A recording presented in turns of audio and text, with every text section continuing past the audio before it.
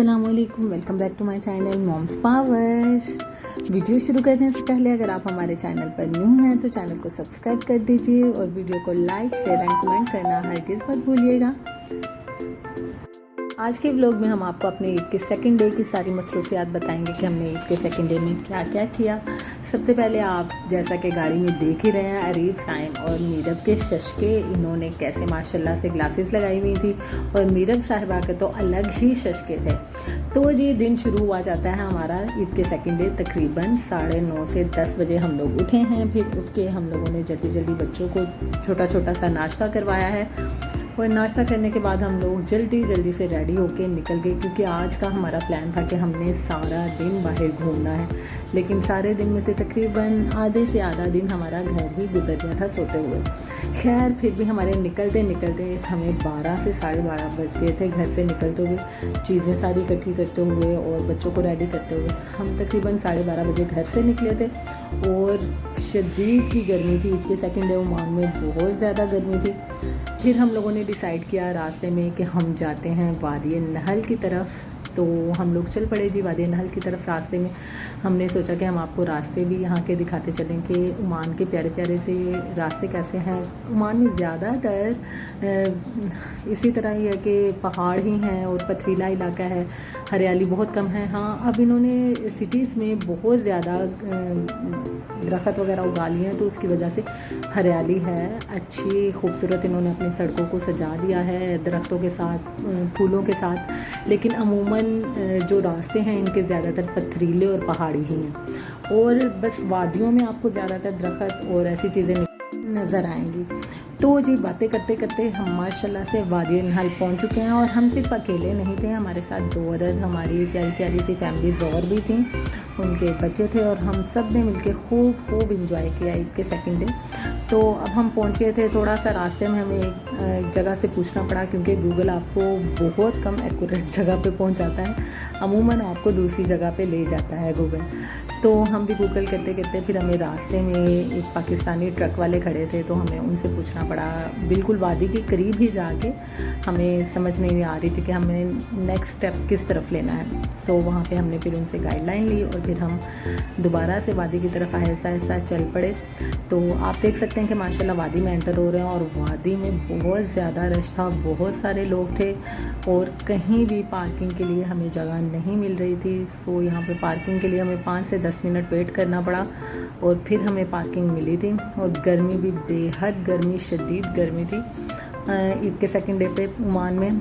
और वादी में ज़्यादा ही गर्मी महसूस हो रही थी क्योंकि साइडों पे कुछ कुछ दरख्त थे और छाँव बहुत कम थी। तो जी यहाँ पे उतरते ही बच्चों के बाबा तो पार्किंग ढूंढना शुरू हो गए और बच्चों ने और हमने फ़ोटोशूट जल्दी जल्दी स्टार्ट कर दिया, वीडियोस बनाना शुरू कर दी व्यू की।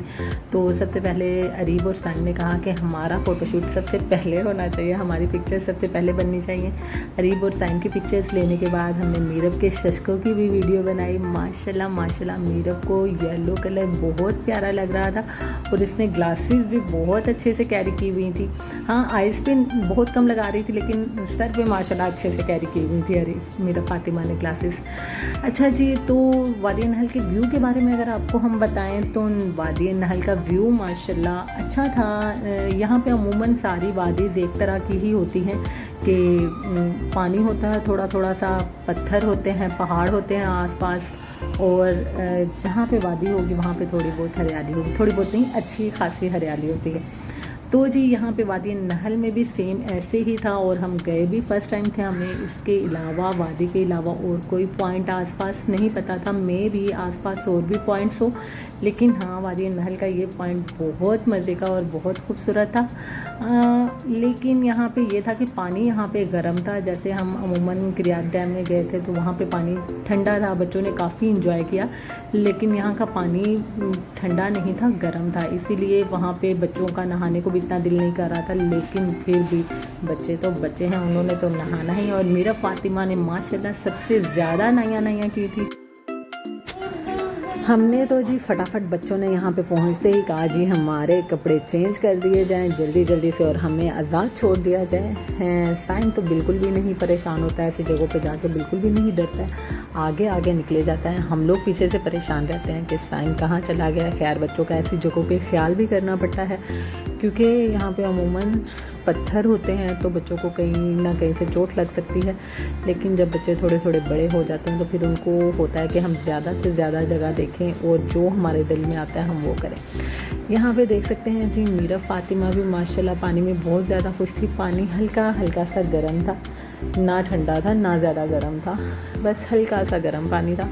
बच्चों के लिए ठीक था कि ज़्यादा ठंडा पानी भी एकदम गर्मी में से बच्चे जाएंगे तो वो बीमार हो जाएंगे ज़्यादा ठंडे पानी में भी। सो जी यहाँ पे आप देख सकते हैं माशाल्लाह काफ़ी रश है और ये हमारी माशाल्लाह नाबिया और वानिया आ गई हैं हमारे साथ। जो फैमिली थी ये हमारे प्यारे से बच्चे हैं और बच्चों के दोस्त हैं। बच्चों ने सब ने मिलके माशाल्लाह बहुत बहुत ज़्यादा इंजॉय किया और यहाँ पे बच्चों ने थोड़ा बहुत नहा भी लिया, खेल भी लिया।